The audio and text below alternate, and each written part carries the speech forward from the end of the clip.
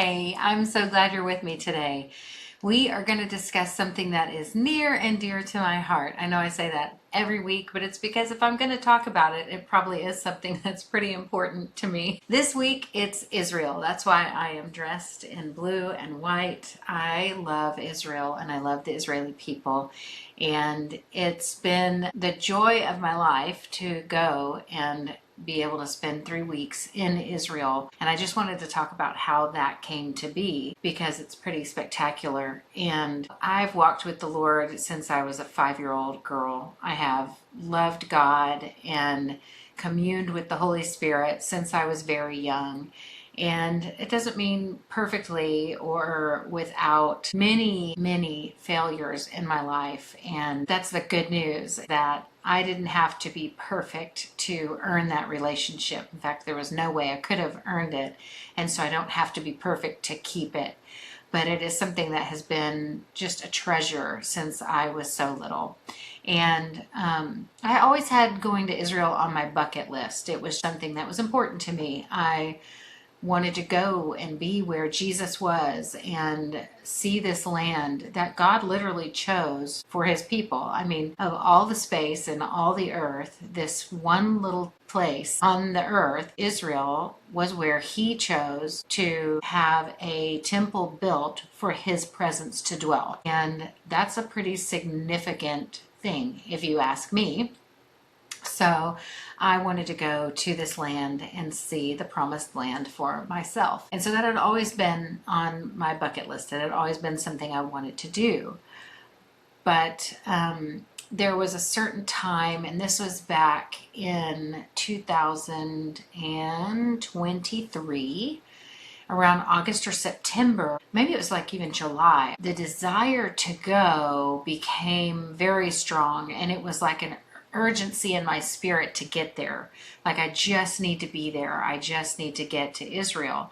And like I said before, it was always somewhere I wanted to visit. I wanted to go, but there wasn't this urgency in my spirit, like, I've got to go now. And there became this urgency in my spirit. And so I was like, okay, Lord, I'm just praying for Israel, praying for the peace of Jerusalem, just like we're commanded to in the Bible, reading things about Israel and different things like that, and researching. And I kind of had it in my head, like I Googled that I wanted to go and stay with, and at the time, I wasn't even familiar with the term Messianic Jew. I was just like, I want to go stay with some Jewish people who are Christians.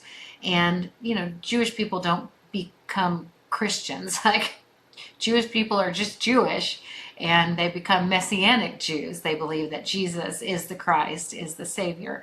And so I didn't even know the terminology to call it. I just was like, how can I get over there? Because what I wanted was, I wanted to understand more about the traditions, more about Shabbat, more about the festivals and the feasts and the things that God commanded in Scripture.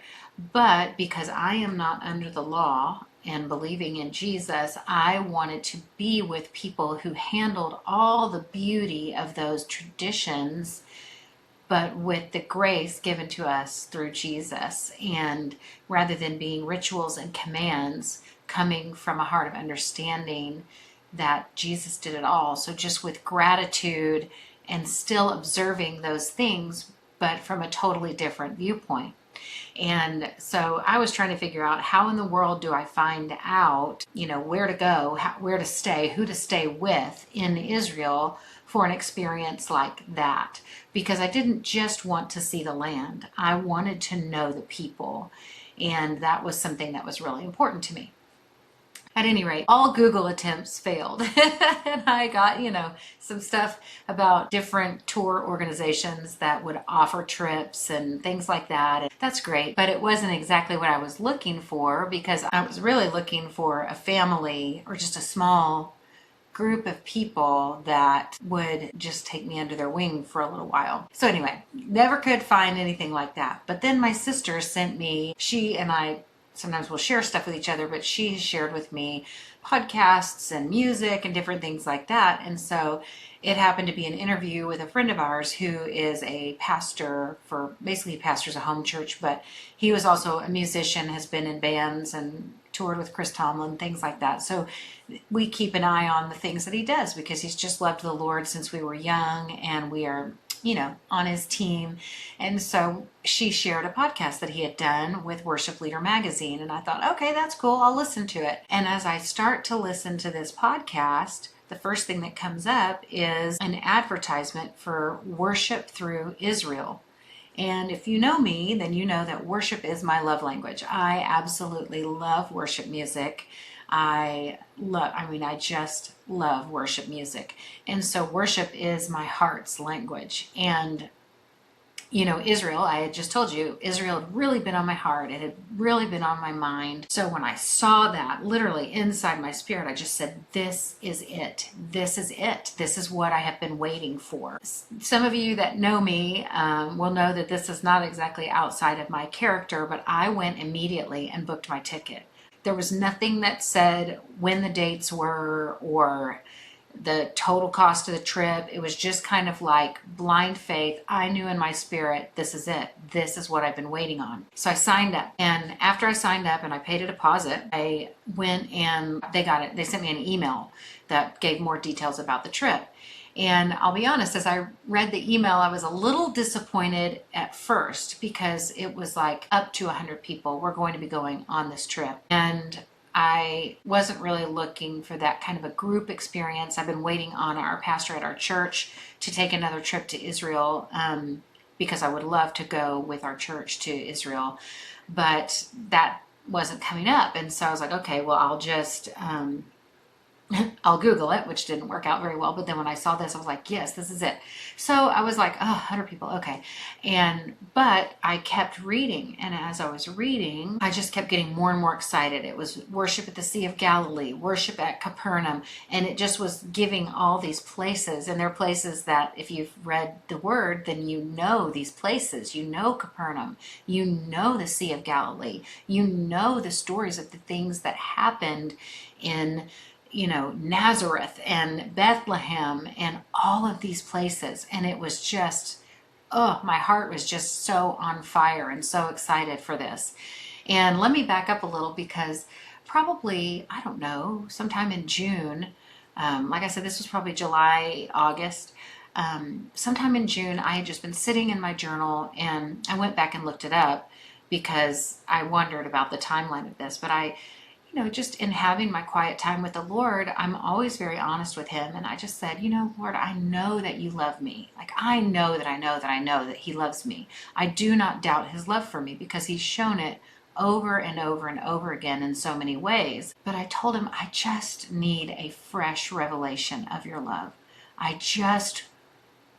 need something for today to hold on to that reminds me how much you love me. And every now and then, I go through a dry spell where I'm not as aware or feeling all the feelings of being loved. The truth is still the truth, and I know it with all my heart, but sometimes I just don't feel the same feelings that I should have with knowing that information. And so I just asked, Lord, I just love a fresh revelation of your love, something that shows me you see me and you know me. And for probably years now, really, I have been searching for people who love worship the same way that I love worship and really want to minister before the Lord. And I know that even just sounds so churchy and so religious, but what is in my heart is that a long time ago, we were a part of a church, and the worship leader of that church just was a very humble man. And we would have worship practice where the team would get together at somebody's house, and we would all, bring our instruments, and with me it was just vocals, and we would get together and we would rehearse the set that we were going to sing on Sunday. But more times than not, instead of just rehearsing, I mean, we did work out some technical details. There were things that took place to, the drums come in here and the whatever guitar comes in here and this harmony is good here, and we worked on those details, and it was technical. But so often it would slip out of being technical and it would start just being worship. We would literally become just caught up in the worship of God before the Lord, that small little group. We would just get caught up in worship. And it was just one of the most beautiful experiences to sit. It wasn't for an audience. It wasn't for approval of man in any way. You didn't worry if your voice cracked a little here or gave a little there. It was just, you were before the Lord, and beautiful.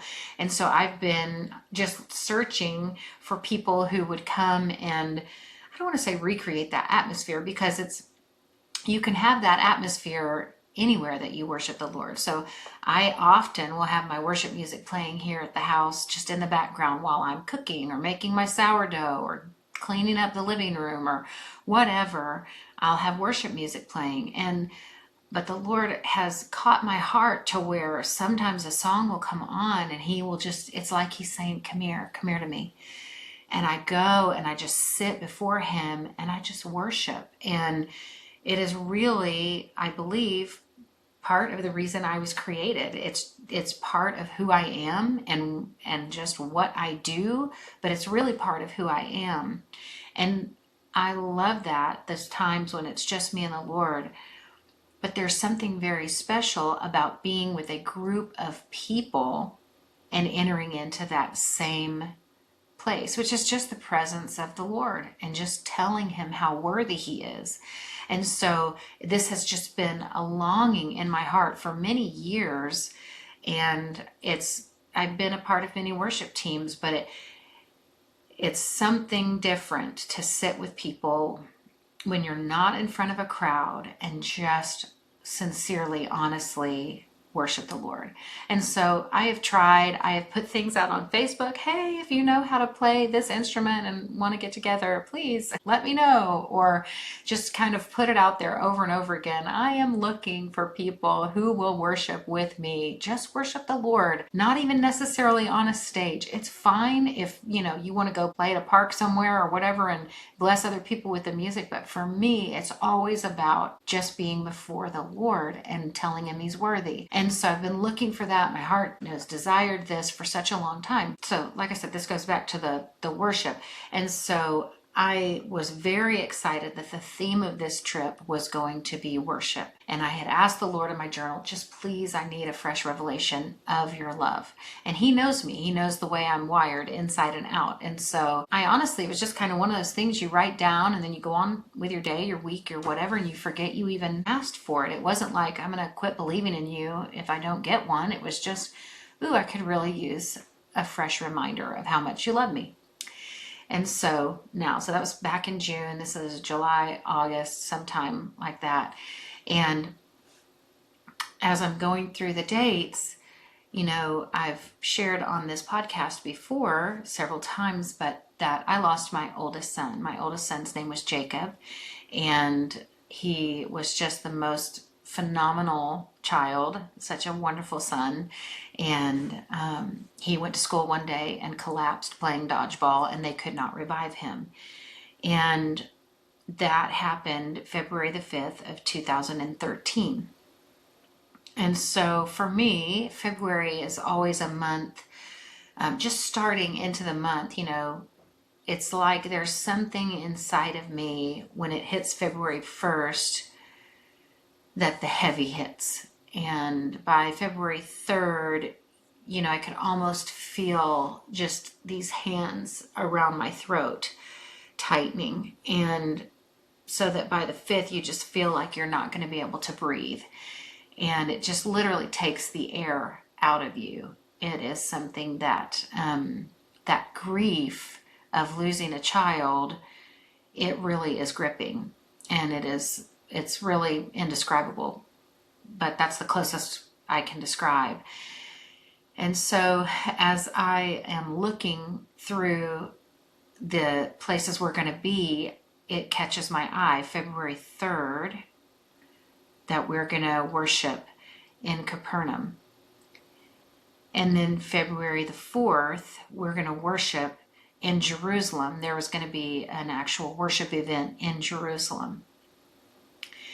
And then February the 5th, which is the hardest day on my calendar by far, we were to worship at the Garden of Gethsemane. And I'm assuming that most of my viewers are believers, are familiar with Christ and his time in the Garden of Gethsemane. But that was a place of great suffering for him. He went and he had asked his disciples, please come with me and pray for me. Keep watch with me. Pray with me. And in that place, before God, he said, if there's any other way than the cross, let this pass from me. 3 times he asked God for that. And it's where we know that he sweat drops of blood. He was so grieved over what was coming. As I saw that, February 5th, the day of my great suffering, the day of my great grieving and my great pain, Jesus was inviting me to the place of his great suffering. And then it didn't stop there, because as I continued to look at the calendar, February 6th, we were going to the garden tomb. And the significance and the beauty of that is, though my son left the earth on February the 5th, and it was a day of great suffering, February 6th, February 5th later in the day, that very moment, my Jacob was no longer bound to this earth. He was already in the presence of Jesus. And Jesus lives, therefore I know my son Jacob lives. And so the garden tomb on the 6th was just such a beautiful way for the Lord to show me, we are going to worship here, and we are going to worship here, and we are going to worship here. And then on the 5th, you're going to worship me in a sacred place. It's sacred to me, and it'll be sacred to you. And then on the 6th, you're going to worship me because I'm no longer bound by the grave, and neither is your Jacob. And it was just the most intimate, personal, beautiful invitation to Israel anyone could have ever created. No human could have thought that up for me. It was just so beautifully God's invitation. It then made sense why that longing to go was so strong that I wouldn't even know the dates. I wouldn't even know much about the trip, and I would just sign up to go. It was just that clear. And it was just clearly a message from the Lord for me. And so like I said, I signed up and paid my deposit, and you would think that the story goes, and I went and it was such a beautiful time and but the story changed. And it only changed for me because God knew when he first put those desires in my heart exactly what this trip would look like. And so it's towards the end of August now. I'm signed up for this trip, and my sister calls me, and she already knew. I had called her and asked her to come with me because I wanted to invite her to come be with me. And a lot because this kind of goes back to there being 100 people going on this trip. This day, these days, February 3rd, 4th, 5th, 6th, those are days I don't typically share with the outside world. Those are days that I stay close to home, or sometimes I even go and I just rent a space, typically somewhere beautiful like a lake or just somewhere with a lot of trees. And I get away and I have time with my children and with God. And I just spend time before the Lord, because really, quite frankly, he's the only one that can carry the grief of that type of loss. He's the only one. And so it's just, those are very sacred days to me, and I don't share them with a lot of people. But I told my sister, if there's supposed to be 100 people here, I'm going to be obedient and I'm going to go, because even though I would never choose to spend those days with 100 people, if God chooses that for me, He's right. And of course I will do that because He's worthy. And so I had resigned myself to sharing that day with a lot of strangers that I didn't know, and just trusted that the Lord in His invitation had something very special for me over that time. So fast forward a little bit, and my sister calls and she says, "Hey, Christy, did you hear the trip's been canceled?" And my response to her was, "Well, I believe the trip has been canceled, but I don't believe my trip has been canceled." And she knows me really well, so she said, "I just knew you were going to say something like that." And she said, "I already got my refund, like I'm not going. It's done." And I said, "Well, okay, well, just pray with me, because I know that God did not extend this invitation only to pull it back away. Like, that's not how He is. And so there's something else that He has. And I believe it is very specifically for these dates and these times." And so I was just convinced. So I ended up calling the woman who was calling on behalf of the trip, had called me and left a message, but I hadn't gotten it. So my sister told me first. And so then I listened to my voicemail and there was this message. And so I called her back, and her name was RJ. And I just said, "Hey, RJ, you don't know me, but I was signed up to go on this trip." And she asked me, "Do you want a refund?" And I said, "No, I don't. If there's a chance, that this could go on." And so apparently just not enough people had signed up for the trip, so they were going to cancel it. So over the next 15 minutes, the Lord gave me, with much concise speech, words to tell her about my Jacob and about his passing and the dates of the trip and how all of that had lined up. And not only was she for me in the sense of believing what I said and wanting to help out, it was like she was going to fight for me to get there. So I had just told her, do you know any other way, even if 5 people, I told her I didn't really want to share that day with 100 people anyway. Are there just 5 that would still consider going? And no disrespect to the worship leader that was going to lead the trip, but that's not why I was going. I wasn't going to meet with that worship leader. I was going to meet with Jesus at the Mount of Olives at Gethsemane. I was not going for any person except for the person of Jesus Christ. And so when I explained that to her, she was like, "Well, let me see. Can you give me a few days?" And I was like, "Oh my gosh, yes, you can take all the time that you need." So got off the phone, was super encouraged, and just prayed and had so much gratitude in my heart, knowing if the original trip was canceled, it's because God had something greater in store. And I was not wrong. So I am waiting on a call back from her, and she does a few days later. It wasn't long at all. She called me back and she said, "Christy, you're never going to believe this. I have some really good friends in Israel." And I had told her that I had wanted to go do Shabbat with people that loved Jesus, but could tell me everything about the land and about the traditions. And she was like, "This is the perfect couple."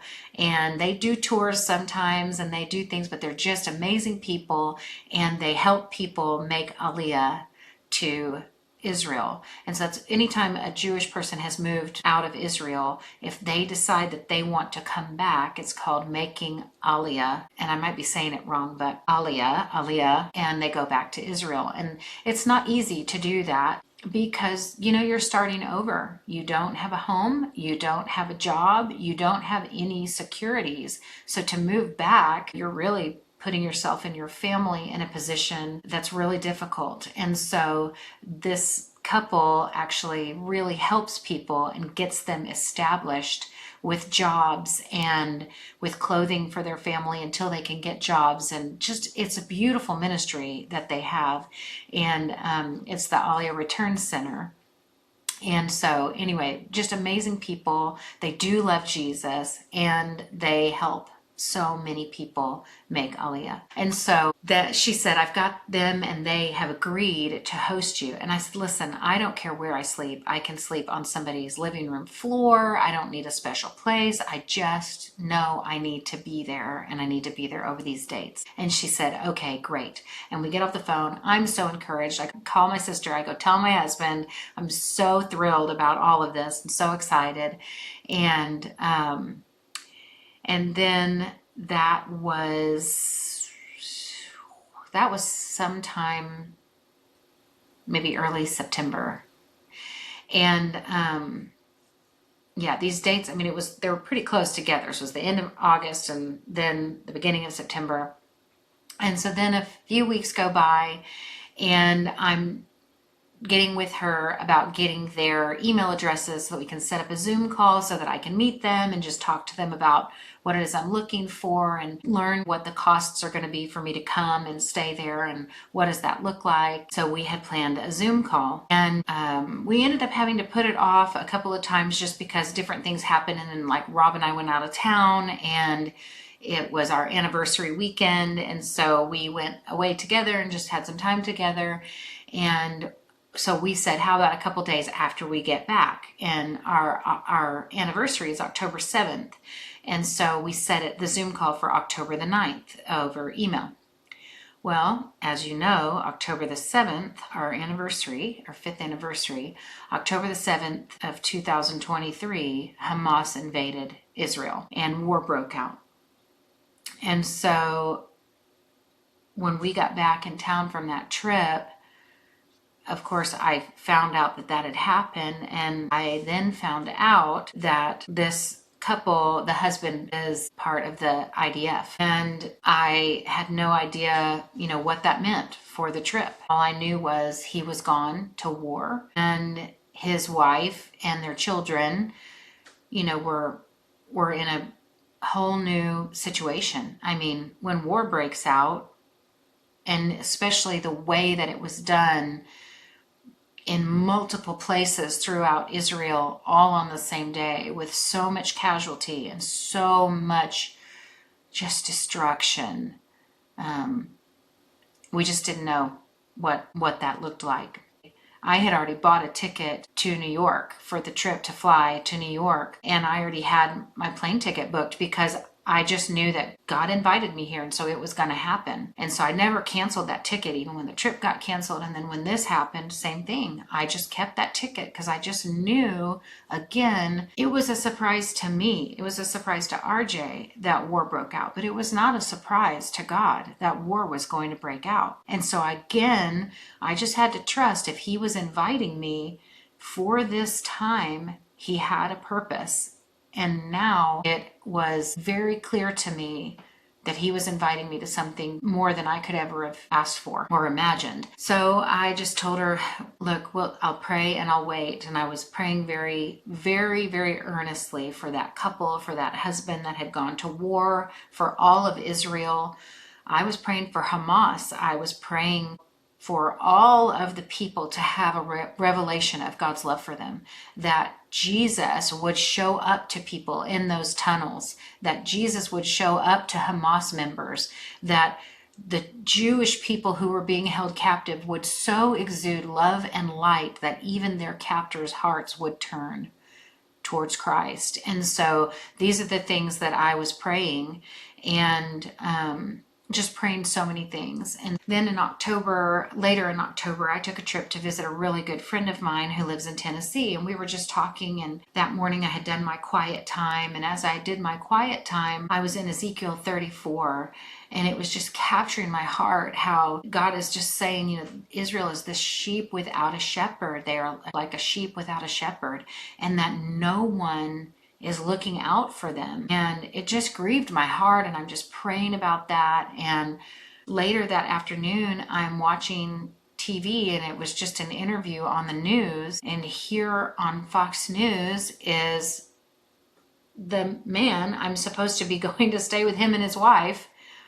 And he's doing an interview, as an IDF member with Fox News about the war and about what's going on. And he stands there and he shares on Fox News that same day. And what was on his heart is Ezekiel 34, that Israel is like sheep without a shepherd. And I just was stunned, like, gosh, God had united our hearts and our minds and our souls around this idea of Israel being like a sheep without a shepherd. And that God himself, it says that he was so grieved over it that he himself stepped in. And that's how we know about Jesus. And so I did not think it was just coincidental that he was talking about that and that that very thing had been in my heart. So it spurred me on to pray even more and pray even more. So time goes forward and the war keeps going on, and it doesn't look like anything is going to change. And the dates that I had already booked the trip for were for the very, very end of January. And then, like I said, through February. And so I wait, and I feel like the Lord's just telling me, wait, wait, wait, wait, wait, wait. And I'm like, okay, okay. And I send a few messages to them just to trying to be an encouragement, because, it's what a stressful time to have your husband off at war, still to be running all of the ministries that they do for the people in Israel. And, she's running this with her three small children. And so just praying a lot for them and knowing, again, I'm going, I just don't know what it's going to look like. So in December, probably mid-December, I just sent them an email and said, hey, I want to come and help. I know there has to be stuff that needs to be done because of the destruction that's happened and the attack that happened. So you just tell me if there's anywhere that you need help. I would love to come and stay, but I don't want to take up a space for somebody, because a lot of people left their homes that had been attacked. And so there was much displacement, many families living in hotels and in houses crammed with other people because everybody was displaced. And so I said, I don't want to be a burden in any way, but I want to come and be helped. So if there's anywhere I can help, please just let me know. And I sent that out. And it was a while, which I knew when I sent it, it might be a while before I heard back, just because of the scope of things that were going on. And I hadn't felt like it was time to contact RJ again. I just felt like the Lord was telling me, wait. So December 31st comes and my plane ticket is for January, and I'm thinking it's at the end of January, but it's still January. And so I'm like, okay. And I asked the Lord again, and I felt like he said, yes, you can call RJ and reach out to her. And so I just called her back and I just said, hey, RJ, I haven't heard anything back about this. I'm assuming that this is just not a good time for them, but I still feel very much like the Lord has called me to Israel for these dates. And she said, well, what dates are they? And so I gave her the specific dates that I had blocked off in my calendar, which was the 26th of January through the basically Valentine's Day, February the 14th. And I had those about 3 weeks set aside to go to Israel. And she said, Christy, you're not going to believe this. And I love it, because every time I heard you're not going to believe this, I thought, oh, you bet I am going to believe it. Said she was going with this organization and going to be serving at one of the kibbutz that had gotten attacked by Hamas. And she didn't have a lot of details. She didn't even know the name of the kibbutz, but she said to me, my sister-in-law was supposed to go with me, but she had to cancel. And so now I know there's an extra spot, and those are the exact dates we are going. And so I said that, that has got to be the Lord. And yes, please get me the information so that I can reach out and get signed up to go on this trip with you.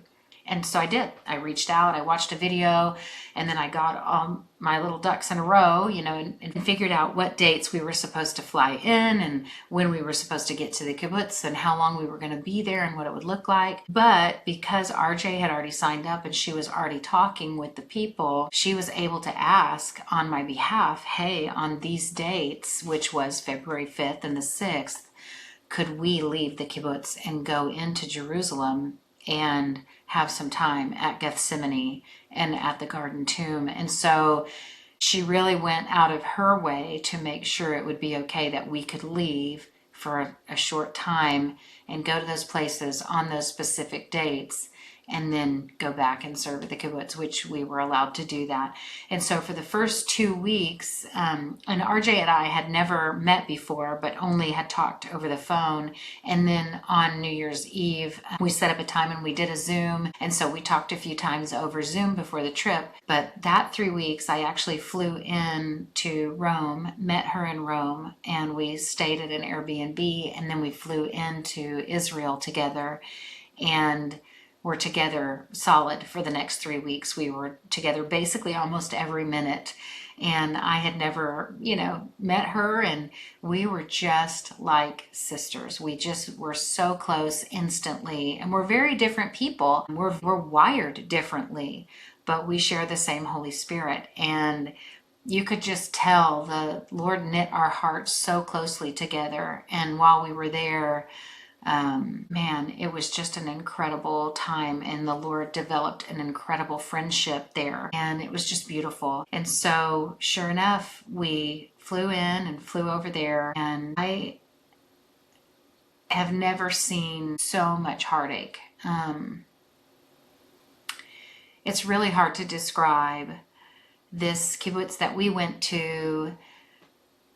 It was a secular kibbutz, so it was not Orthodox Jews, and it was not Messianic Jews. It's just secular. People may not even really believe in God. And it's so interesting, because I guess in my mind, I'm thinking about Israel, and I'm just thinking everybody believes in God, right? Everybody in Israel believes in God because they're his chosen people. The Bible is so clear that Israel, they are his chosen people, and the Jewish people are his people, his chosen possession. And so I guess it was just kind of shocking to me to realize that just like in America, there are so many people that do not really even believe in God. And so it was interesting as we were listening to the stories, they would talk about luck, and they would talk about just how lucky they were, how fortunate they were. And they couldn't see the hand of God protecting them over this time. But it was so interesting because all of them would ask, well, why are you here? Do you have family here? Are you Jewish? And no, I'm just this I'm just this American girl from Texas. And I just love the Jewish people because God loves the Jewish people. And in his word, he makes it so clear that we are to love the Jewish people. And there are blessings for those who bless Israel and curses for those who curse Israel. And so this actually is a point of something that's very confusing to me. I know there are some who claim to be Christians, and I'm not saying you're not a Christian, but I don't think you have a lot of experience in the Word if you believe that God has somehow turned his back on Israel. There's just so much depth in it that those are his chosen people, and he will never forsake them. He will never reject them. And so I just kind of want to challenge you, if you're a believer and you don't understand that the Jewish people are still his chosen people, I would exhort you to read in Hebrews and in Romans and really study what he has to say about the nation of Israel and his people and his promises to them. And it is something that it says that there's a partial hardening of their hearts until the full number of Gentiles comes in, which means the whole reason that I have access to Christ is because God put a veil over their eyes and their hearts so that the message could go out to Gentiles like me, to people who are not Jewish in origin. And so that is it's a huge thing. And I know that the days are coming where their hearts will not be hardened. And it was so beautiful. Even these people who did not believe in God, his imprint is so strong on them. So these people that I was able to spend weeks with help cleaning up from the attack, sweeping glass inside of a daycare, and just trying to restore this kibbutz to the place it was before the attack, getting to eat meals and have discussions and walk around this place. It was just really unlike anything. I can't describe it. I won't even try. But what I noticed is their hearts are so open. And they really do, even secular Jews, want to spread love and light. And I understand I'm talking about a group of people, and I'm the first one to tell you, look at people individually. You can't just group people up and say a certain thing. But I can tell you, everyone I met was the same way. And I was able to meet some IDF officers and young kids. I'm talking 19, 20, 21.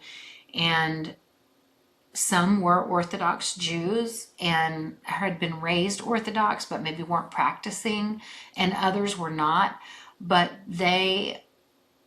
all of them were about light and love and just beautiful. It was so beautiful. It really grieved my heart to leave. I was away from my family for 3 weeks, so I really missed them. But I'm telling you, if I could have picked my family up and moved them to Israel, I would have done it. It broke my heart to leave these people. They are just some of the most beautiful people I've ever met in my life, and so full of hospitality. They've just been attacked, and they were betrayed by people who had worked in their kibbutz. They were working alongside with these Palestinians. There wasn't some big angry something going on. The Palestinians came and they gave them employment. They worked on the kibbutz. Their children went to school together. So you're talking about Palestinian and Israeli people working together, children going to school together. And Hamas came and bribed the Palestinian people, the Palestinian workers, and basically told them, we can pay you money to give us secrets on how to get inside. And if you don't do this, we're just going to kill your family instead. And so the whole situation was just so grievous. It was just so desperate.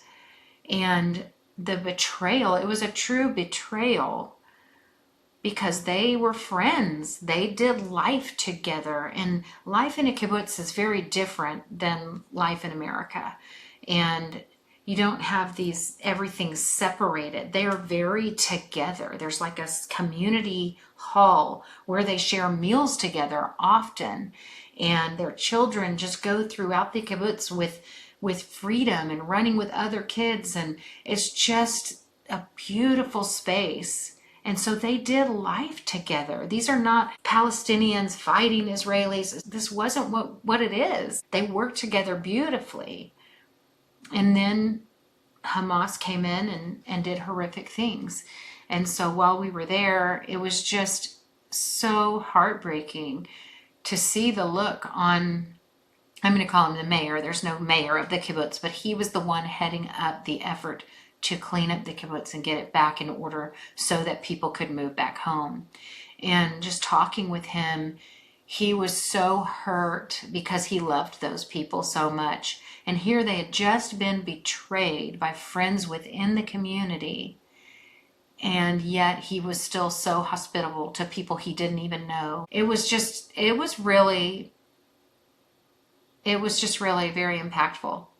It really was. And I know that the Lord had many intentions for that trip, and I can tell you, I have prayed for my friends over there ever since I've left, that they would know the love of God, the hope of God, and just that we are for them and with them, and will continue to stand with them and for them and spread the truth about what we've seen with our eyes and heard with our ears, rather than spreading all the lies and the divisive speech that's out there, causing people to do and say things that they have no understanding of what they're doing and saying. And yeah, it was just the most incredible trip of my life, and I cannot wait to go back. And I dream of getting back there, of taking my family back and revisiting my friends and walking alongside of them, because they're still in their grief. That war went on for years, years, and there was so much loss. And so I only hope that I can get back there and do more work with my hands, physical labor, with my heart, just loving and listening to people who need a friend and who need, just need the peace of God. So it was an incredible trip. On the 5th, I was able to go to the Garden of Gethsemane. On the 6th, I was able to go to the Garden Tomb, and it was just really an incredible experience, all of it, just all of it. And I'm forever indebted to my beautiful friend RJ, who the Lord allowed to orchestrate it. And I would be remiss if I didn't tell this last story. So before I left, in the weeks I was packing up, getting ready to go, but I was a realtor full time at that time, and so I was working. I call it heads down, just looking at my desk and just working. But I was watching things on Israel and watching different news things so that I could just be aware of what was going on. And you know how YouTube is, it'll say up next or what suggested for you. It might be suggested for you this next thing. And so it just goes on and it plays the next thing and you don't have to look at it. So I'm working and I'm not paying attention and this next thing comes up. And it's this gentleman, and he's in a bunker. He's actually in a shelter in Israel, and he's talking about, preparations being made, and that there's water down there, and that there's stuff for bedding, and there's food, and they've made all these preparations to prepare that space in case of an emergency.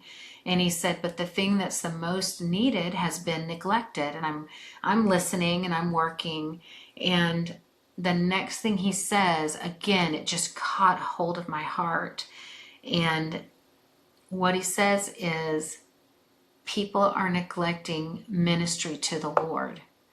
And people don't talk like that, but I talk like that. And so it just caught my attention so fast. And my ears opened up and my head flew up, and I'm watching this video and I'm watching this gentleman explain how it's so important to just worship before the Lord, not in front of an audience, not like you're singing to somebody who's not in the room, but like you're singing to a God that's right there to receive the worship. And my heart was just so filled, and I'm thinking, oh my gosh, I had deadlines I had to do. So I saved that clip because I watched it all the way through, but I wanted to watch it again, and I wanted to see, does he have any other videos and those kinds of things, because it was just like he was speaking my heart language, and I couldn't believe it. And his name was Arnie. So I'm sitting there listening to that. I save it and I'm going to go back and listen, but I didn't get a chance to listen before we went to Israel. So one of the things I had told my friend RJ, I really want to do Shabbat dinner with a family that is a Messianic Jewish family, but will do the traditional Shabbat. And so she said, I have just the people. She's a connector. And so she had a group of people that she had met with before. And she's like, I know you're going to love them, and we'll just go and we'll have Shabbat dinner with them. And I was like, okay. So that day we get ready and we go to the store and we get some things to bring to the Shabbat dinner. And it was just beautiful. We get there and Yanit lets us come in the house, and she's just got this big bubbly personality, and she's just so full of joy and so welcoming. You just already feel so loved when you're in her presence. And then in their living room, it was just awesome because there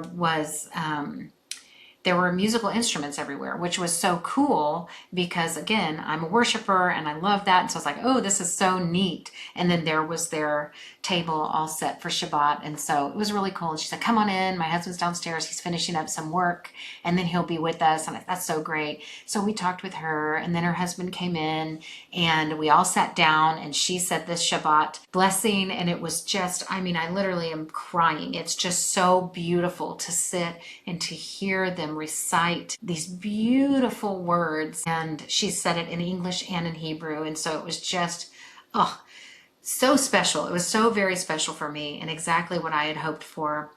And then her husband starts talking, and he starts talking about things that are important to him. And all of a sudden it was just like, I kept thinking his mannerisms are so familiar to me, and he talks kind of slow And, he just is very deliberate in what he has to say. And I'm just thinking, gosh, this is so familiar. And he gets done talking about what he was talking about. And I said, I have got the craziest question to ask you. And he said, okay, shoot. And I said, you didn't happen to record a video in a shelter talking about ministering to the heart of God, did you? And he gets this smile on his face and he says, that was me. And I'm telling you, in all of Israel, to run across this man whose video I had just watched a couple of weeks before, knowing that my heart's desire is to worship before the Lord, and feeling so, I want to say, unvalidated in it, because I just can't, it doesn't matter how many people I ask, I can't get people to come and worship with me. And it makes me so sad. It just grieves my heart, because I know that it would minister to the heart of the Lord. He would delight in people coming and sitting at his feet and just singing to him. And so after all of that time, to watch that video and go, this guy gets me, he understands me, and then to be sitting at his Shabbat table, it was just he and his wife and my friend RJ and me. And in all the world, only God can do that kind of thing. And it was just the most beautiful thing to be sitting there with this Jewish man and his wife, learning about Shabbat, learning about all these things. And also then we spent really the entire next 24 hours with them. And because we had dinner that night, we stayed very late. We went back, went to sleep, and then went to church with them in the morning and stayed with them. We went to lunch in the afternoon, and we got to lunch at like 10:45, 11 in the morning, and we stayed with them until almost 7 o'clock that night, just speaking about all of these things that the Lord had put deep in my heart, but had been preparing. This man had been in this ministry for 26 years. It was not a new ministry to him. It was not a new cry in his heart. And so it was just unbelievable. I mean, the entire trip was like that, day after day after day. I could tell you so many more stories, but I just wanted to, I guess in this episode, I just really wanted to encourage my Jewish friends that you are not alone, and God does see you, and he has stirred up the hearts of many who are standing beside you and standing with you and are not believing the propaganda and all of the things that are being spoken in the Western media. And God knows those who are his, and you're not alone. And so just be encouraged. And then for my friends who are believers and they're Christians and they're not Jewish, I would really encourage you to pray for the peace of Jerusalem. To pray, because ultimately that is our peace as well. When Christ comes again, he is bringing the new heavens and the new earth, and there will be peace. His peace will reign. And so we are excited to hurry that kingdom. And it's in 1st or 2nd Peter that he says that. It says, live in such a way that you speed its coming. And I just think that's fascinating, that we can speed the coming of the kingdom. And it's by living in peace and harmony. And I just cannot wait until Jesus's rule is firmly established in the nations. So thank you for being here with me today. This, as you can tell, this is one of my very most favorite things to talk about. And oh gosh, I just, I really have enjoyed being with you today and getting to share these stories. So thanks for being here with me. Have a great week. See you soon.